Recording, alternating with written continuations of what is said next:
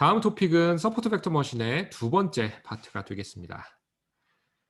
커널 메서드, 즉 이제 non-linear transformation과 커널 트릭 뭐 이런 이야기를 하려고 하고요.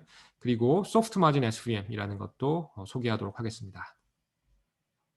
참고 문헌은 앞선 렉처 노트와 동일합니다. 먼저 이제 우리가 하드 마진 SVM을 이제 이해할 수 있게 되었는데요. 거기에 더해서 보다 현실적인 그런 상황, 노이즈가 있거나 비선형 바운더리가 필요하거나 이런 상황에 대해서 우리는 생각을 해줘야 된다는 거예요. 자, 그래서 하드 마진 SVM을 유도할 때 우리가 가정했던 것은 데이터가 선으로 완벽하게 나눠진다. 즉 linearly separable한 데이터다라고 하는 어떻게 보면 비현실적인 가정이었어요. 그런데 실제로 거의 대부분의 데이터가 사실은 선형으로 나눠지지 않는 경우가 많습니다. 그런 경우에 그럼 SVM을 쓸 수 없을까요? 쓸 수 있고요. 어떻게 SVM을 보완하는지 그 얘기를 오늘 하려고 합니다. 두 가지 사례를 가지고 왔는데요. A번의 경우에는 linearly separable하지 않은 그런 경우이고요. 그 다음에 그 옆에 있는 것은 선형 바운더리가 적절한데 몇 개의 노이즈한 포인트들, 뭐 다른 말로 하면 아웃라이어 때문에 조금 그 하드 마진 SVM으로는 조금 한계가 있는 그런 상황이라고 볼 수 있고요. 예를 들면 여기에 이런 노이즈한 포인트들을 볼 수 있죠. 그리고 A번 같은 경우에는 이런 원이라고 하는 비선형 바운더리가 보다 적절한 그런 바운더리인 상황인 거고요. 물론 이 두 개가 혼합되어 있을 수 있습니다. 실제로는 그렇고요. 하지만 여기서는 논의를 클리어하기 위해서 이 두 가지를 분리해서 설명을 각각 하도록 하겠습니다. 그래서 하드 마진 SVM을 우리는 조금 익스텐션 할 거고요. non-linear한 이런 트랜스포메이션을 사용하는 것이 더 나은 경우 그때 우리는 어떻게 해결하냐 하면 non-linear transformation 그리고 커널 트릭이라는 것을 써서 극복하고자 합니다. 여전히 SVM을 쓰지만 non-linear transformation을 하고 커널 트릭이라는 것을 적용해서 SVM이 적용될 수 있는 그런 테리토리를 확장한다. 이런 개념으로 보면 되고요. B번은 소프트 마진 SVM이라고 해서 이런 마진 우리가 생각했는데 아까 우리 하드 마진의 경우에는 그 마진 그 안에 어떠한 데이터도 있으면 안 됐잖아요. 근데 그것을 조금 릴렉스해서 이런 마진 부분에도 데이터가 있는 것을 허용하는 그런 소프트 마진 SVM을 우리는 공부하게 될 겁니다. 먼저 non-linear transformation에 대해서 설명을 하도록 하겠습니다. 만약에 우리 데이터가 선형으로 분리가 안 되고 non-linear한 바운더리, 원 같은 게 필요하다라고 우리가 알았다라고 가정을 해보죠. 그때 우리가 취할 수 있는 옵션에는 여러 가지가 있을 수 있습니다만 크게 두 가지 정도를 한번 생각해 보도록 하죠. 입력은 그대로 둬요. 오리지널 인풋 스페이스에서 여전히 우리는 작업을 하게 되고요. 반면에 이런 리니어 모델 대신에 이런 non-linear 모델을 도입하는 그런 방법이 있을 수 있습니다. 두 번째는 우리가 사실은 그 사용하려고 하는 그런 옵션인데요. 데이터를 그대로 인풋 스페이스에 두지 않고 데이터를 변형합니다. 그런 다음에 만약에 그렇게 변형한 데이터가 선으로 분리할 수 있는 그런 형태가 된다면 우리는 그냥 선을 쓸 수 있죠.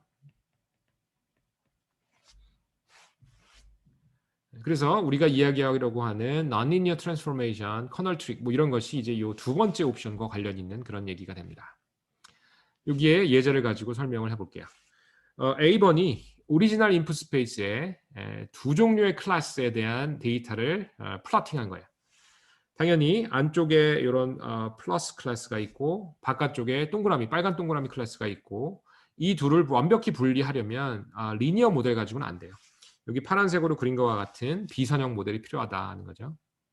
그런데 어떻게든 somehow 우리가 오리지널 인풋 스페이스를 변형해서 트랜스폼을 해서 B와 같은 새로운 스페이스로 보낼 수 있다면 어떨까요? 여전히 우리에게 비선형 바운더리가 필요한가요? 그렇지 않죠. 이제는 이렇게 라인이라고 하는 리니어 모델을 써서 파란색 클래스와 빨간색 클래스를 완벽하게 분리할 수 있음을 여러분은 확인할 수 있습니다. 바로 그 아이디어입니다. 옵션 1보다 옵션 2가 좋은 점은 뭐가 있을까요? 옵션 1은 모델의 컴플렉시티가 증가되게 됩니다. 그죠? 왜냐하면 선형 모델보다 비선형 모델로 갈 때 모델의 컴플렉시티가 올라가겠죠. 반면에 이제 2번의 경우에 여전히 리니어 모델을 쓰기 때문에 우리가 이야기했던 간단한 모델의 장점, 뭐 리니어 모델의 장점 이런 것들이 그대로 유지가 됩니다. 물론 non-linear transformation에 대한 부담이 있긴 하지만 그것은 사실 모델의 컴플렉시티하고는 상관이 없어요. 그래서 옵션 2가 더 나은 방안이라고 이야기할 수 있고 우리는 옵션 2에 대해서 더 이야기를 할 겁니다. 자, 그래서 리니어 모델이 어떤 면에서 리니어하냐라는 질문을 아주 초창기에 했어요. 사실은 W에 대해서도 리니어고 뭐 X에 대해서도 리니어고 우리가 봤던 간단한 모델은 그렇죠. 자, 그래서 복습입니다. 우리가 배웠던 리니어 모델은 시그널이라고 하는 거에 의존을 하고요.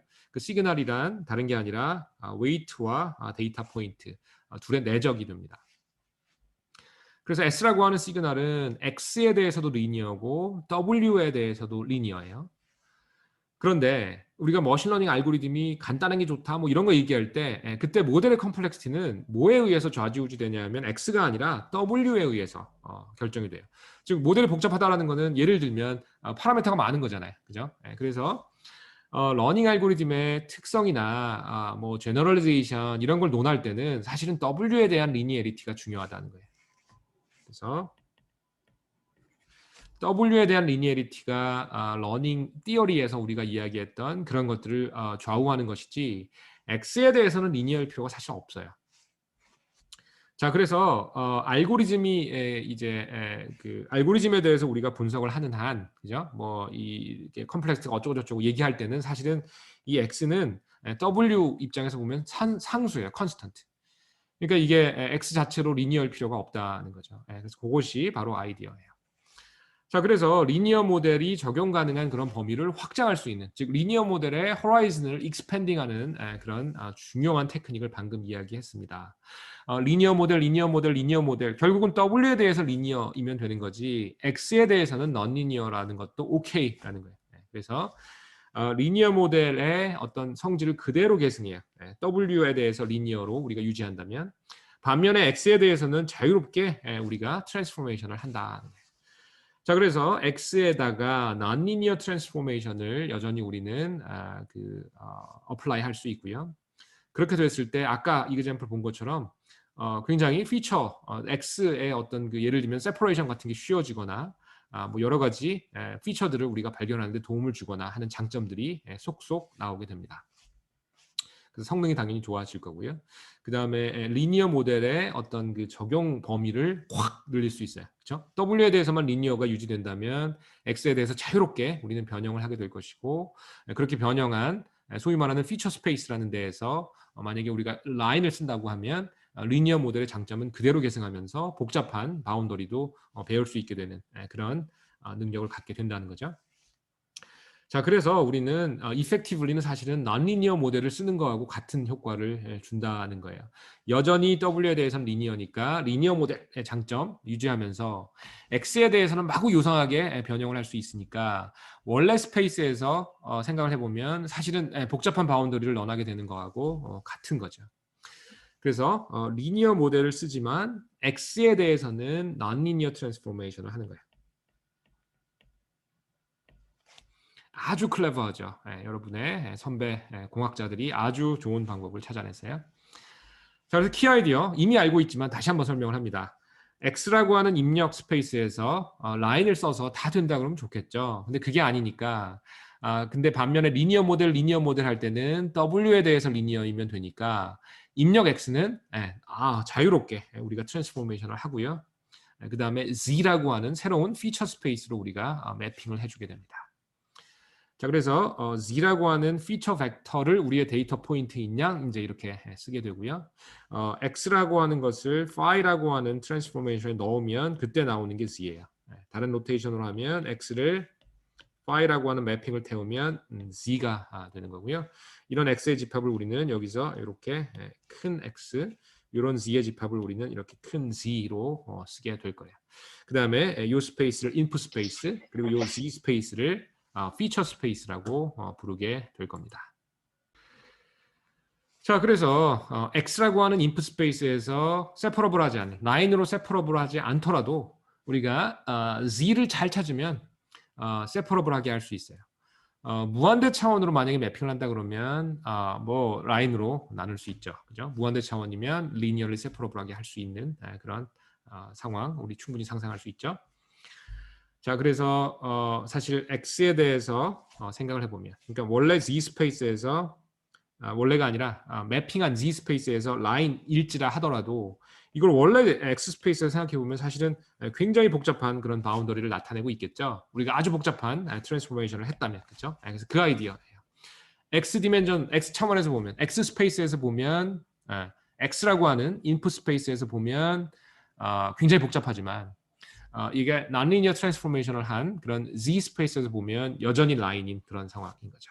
그래서 effectively non-linear 모델을 우리는 사용하게 되는 거예요. 자, 그래서 이렇게 보면 input space X이고요. 여기서는 어떤 바운더리가 필요하다? 파란색 동그라미 클래스와 빨간색 X표 클래스를 구별하려면 이런 non-linear 바운더리가 필요한데 이 스페이스를 phi라고 하는 non-linear 매핑을 태웠더니 이렇게 라인으로 예쁘게 분리가 되더라라는 거죠. 그렇죠?